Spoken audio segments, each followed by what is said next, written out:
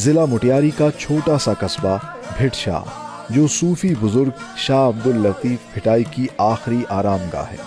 1689 کلہواڑا خاندان کے سربراہ نصیر محمد کے دور حکومت میں عظیم صوفی بزرگ شاہ عبداللطیف بھٹائی رحمۃ اللہ علیہ نے اس عالم رنگ و بو میں آنکھ کھولی۔ سندھ کے بڑے پیروں میں سے ایک شاہ صاحب کا خاندان تقریباً 290 سال سے سندھ میں مقیم تھا۔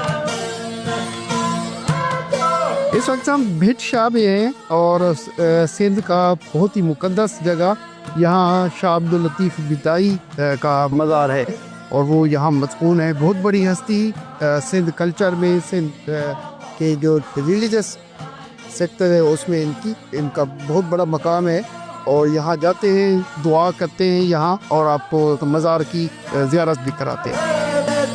حضرت شاہ عبداللطیف بھٹائی رحمۃ اللہ علیہ کی ابتدائی زندگی کے بارے میں تاریخ حتمی طور پر خاموش ہے، لیکن آپ کو سندھی زبان کے علاوہ عربی، فارسی، سرائکی، ملتانی، ہندی، بلوچی، پوربی اور پنجابی جیسی زبانوں پر عبور حاصل تھا، مگر آپ کا کلام صرف سندھی زبان میں ہی ملتا ہے۔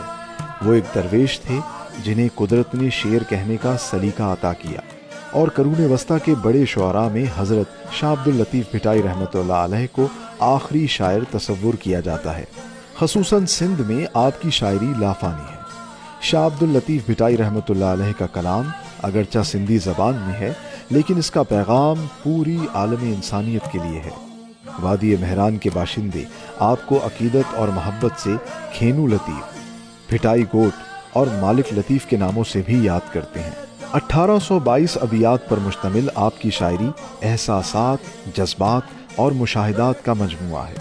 وہ امن اور محبت اور انسان دوستی کے سفیر تھے، اور آپ نے اپنے پیغام کے ذریعے رواداری اور انسان دوستی کا درس دیا۔ شاہ بھٹائی کو ناگوار حالات اور اپنے ہم عصروں کی عدم دلچسپی کی وجہ سے اپنی جائے پیدائش حالہ حویلی چھوڑنا پڑی، اور وہ بھٹ شاہ آ گئے۔ کہا جاتا ہے کہ یہاں انہوں نے موجودہ کرار جھیل میں کھدائی کر کے اس کی مٹی سے ایک بھٹ یعنی ٹیلا بنایا۔ اس کے بعد وہ اس ٹیلے پر رہے اور انہیں وہیں دفن بھی کیا گیا۔ اسی وجہ سے انہیں بھٹائی یا پھر بھٹ کا شاہ کہا جاتا ہے، یعنی وہ شخص جو ٹیلے پر رہتا ہو۔ ہر سال 14 صفر کو روحانیت سے لگاؤ رکھنے والے مرد اور خواتین شاہ عبداللطیف بھٹائی کے عرس کے لیے جمع ہوتے ہیں۔